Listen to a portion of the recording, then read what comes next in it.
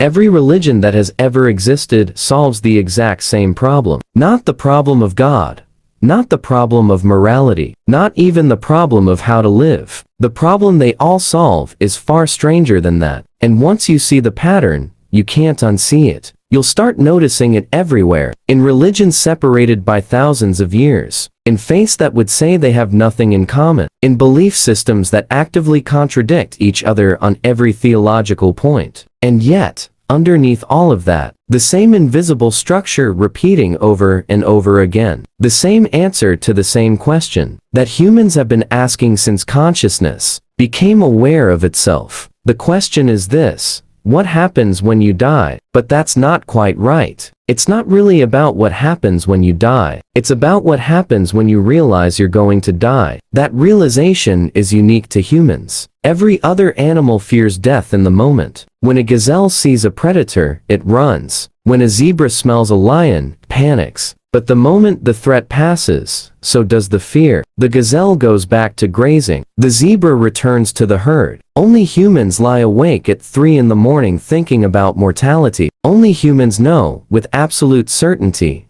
that this will end. That one day, everything we know will stop. That everyone we love will stop. That we will stop. And we know it could happen tomorrow. And this knowledge doesn't come and go. It sits with us. It shapes us. It haunts us. And for most of human history, this was an unbearable thought. So unbearable that every single culture, independently, arrived at the same solution. They invented afterlife. They imagined continuation. They created stories where death was not an ending, but a transformation, a doorway, a transition, a judgment, a return. The specific story changed depending on where you were and when you lived. But the core solution remained identical. And this is where the pattern begins. In ancient Mesopotamia, around 5,000 years ago, the Sumerians believed in an underworld. Called the Kur, it was not a place of punishment or reward. It was simply where the dead went, a continuation of existence, just shadowed and diminished. It was not desirable, but it was not the end. The dead would spend eternity in this gray place. And that fact alone made mortality bearable. They knew they would continue, not as they were, but they would continue. In ancient Egypt, the solution was more elaborate. The afterlife wasn't gray and shadowed. It was vivid and eternal. You would be judged by your deeds. Your heart would be weighed against a feather. And if you were righteous, you would spend eternity in a perfect version of the world you had just left. Fields that never stopped yielding, a sun that rose and set in perfect rhythm, loved ones who never aged and never departed. The problem was the same. Humans couldn't accept the finality of death. The solution was the same. Imagine a different ending, but the details were different. Because the Egyptians weren't just solving the death problem, they were solving the meaning problem. If you might be judged after death, then your actions matter now. If righteousness determines your eternal fate, then morality becomes not an arbitrary human invention, but a law written into the universe itself. The story served a second purpose. It made life meaningful. In ancient Greece, the solution looked different again. The Greeks inherited an underworld from earlier cultures, but they made it more psychologically sophisticated. The underworld wasn't unified. It had zones. The heroes went to the Elysian fields. The wicked went to Tartarus. The ordinary people went to the Asphodel meadows, a gray, neutral place. But here's what's crucial. The Greeks added reincarnation. Death wasn't just an ending. It was a transformation into a new beginning. And sometimes, if you lived virtuously enough, you might escape the wheel of rebirth entirely and ascend. The solution is the same. The details are different, but notice what the Greeks added: moral progression. The idea that death is not just an ending, but an opportunity for improvement. In Christianity, the pattern intensifies. Now, the afterlife isn't just continuation or judgment. Now, it's cosmic. The universe itself is divided into spiritual realms. Death becomes the moment where your eternal fate is sealed, not through deeds alone, but through faith, through belief. And suddenly, the question of what you believe becomes not just a philosophical preference, but a matter of infinite consequence. You're not just choosing an idea, you're choosing eternity. All of these religions are solving the same fundamental problem using the same fundamental solution. They're taking the unacceptable reality of human mortality and transforming it through imagination into something bearable, something that makes sense, something that gives the present moment weight and meaning. But they're not just solving the death problem. They're solving something deeper. They're solving the consciousness problem. Because consciousness, human consciousness, has a flaw, or perhaps a feature. We're aware of our own awareness. We can contemplate ourselves contemplating. We can imagine ourselves not existing. And this creates a psychological problem that no other animal experiences. An existential vertigo, a sense that nothing means anything because it all ends anyway. This is the problem that every religion solves, and the mechanism by which they solve it is strikingly similar across cultures. They tell you a story. The story has cosmic significance. You play a role in that story. Your actions matter because they have eternal consequences. And because your story is connected to the cosmic story, your individual death is not an ending. It's a transition. It's a transformation. It's a movement within a larger narrative that never ends. Now, you might think that the human brain simply needed comfort, that we invented these stories to soothe ourselves. But that's only part of the picture, because there's a deeper evolutionary reason why religious thinking emerged at all. Consider what happened in human evolution when consciousness reached a certain threshold, when we became aware not just of objects in the world,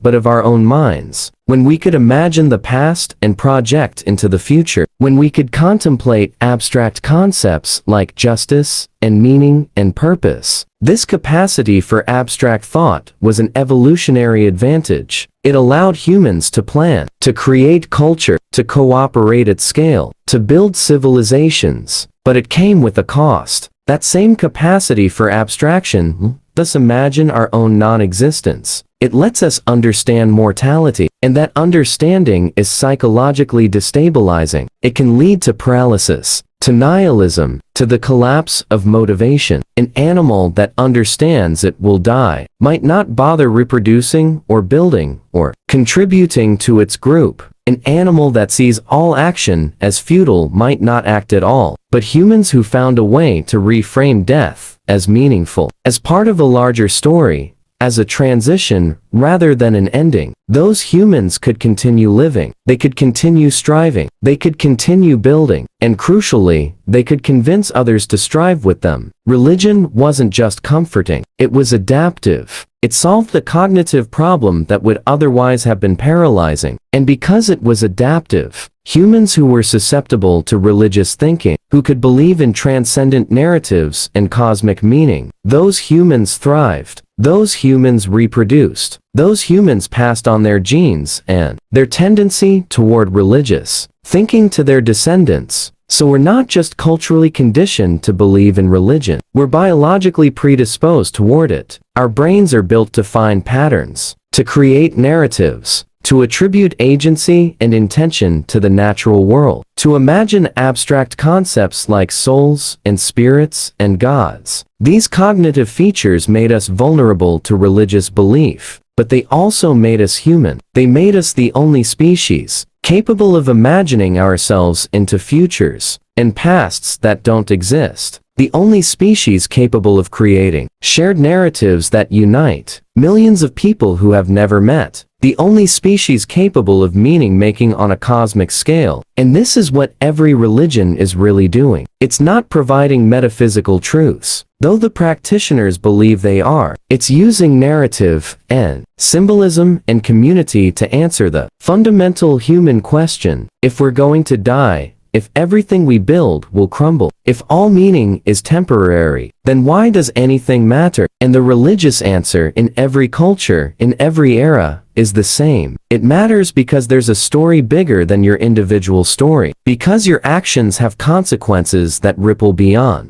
your lifetime, because consciousness itself, the very fact that you exist and can contemplate existence, is part of something transcendent and meaningful. Whether that transcendence is called God, or gods, or the universe, or the cosmic order. The function is identical. It's a mechanism for transforming the unbearable knowledge of mortality into a framework of meaning. Now, here's what's remarkable. This pattern isn't just historical, it's ongoing. Modern secular ideologies follow the exact same structure. Communism offered transcendence through historical inevitability. Your individual struggles matter because they're part of a historical arc that will culminate in the perfect society. Your death doesn't end your impact because your contribution to the revolution is eternal. Nationalism offers transcendence through the nation. You matter because you're part of something larger than yourself, something that will outlive you. Your actions have meaning because they contribute to your nation's eternal glory. Even scientism,